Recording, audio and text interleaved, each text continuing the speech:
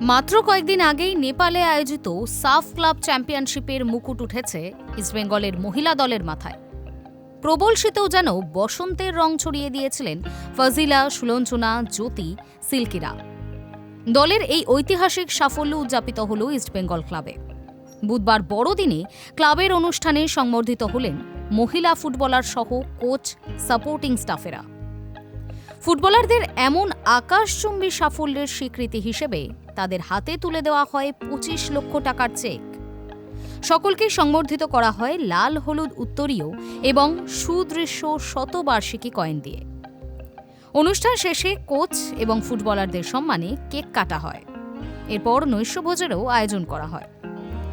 এদিনের অনুষ্ঠানে উপস্থিত ছিলেন ক্লাব সভাপতি মুরারি লাল লোহিয়া, সচিব রূপক সাহা, সহকারী সচিব ডক্টর শান্তি রঞ্জন দাশগুপ্ত, ইমামি গ্রুপের director Sandeep Agarwal, football operation head Thangboi Singto এবং হেড কোচ অ্যান্টনি অ্যান্ড্রিউজ।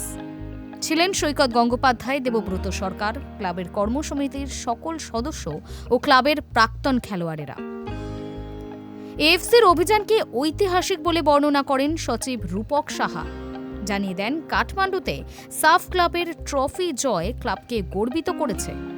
সভাপতি মুরারি লাল লোহিয়া ফুটবলারদের অতুলনীয় কীর্তিকে উচ্চাঙ্গে তুলে ধরে বলেন, দিল মাঙ্গে মোর। এদিকে ইমামি কর্তা সন্দীপ আগরওয়াল সাফল্যের স্মরণীতে দলকে এগিয়ে নিয়ে যেতে সর্বতোভাবে পাশে থাকার অঙ্গীকার করেন। পাশাপাশি অধিনায়ক ফজিলা ইকুয়াপুটের কণ্ঠে ছিল জয়ের তৃপ্তির সুর। সাফল্যের জন্য কোচকেই কৃতিত্ব দিতে চাইছেন তিনি।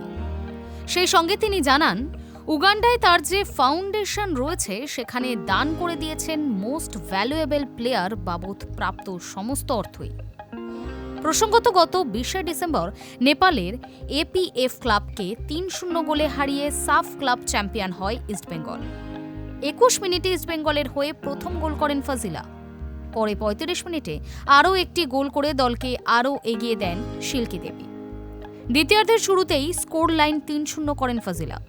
এই নিয়ে পঞ্চম আন্তর্জাতিক ট্রফি এলো লাল হলুদ ক্লাব তাঁবুতে। Hi news network.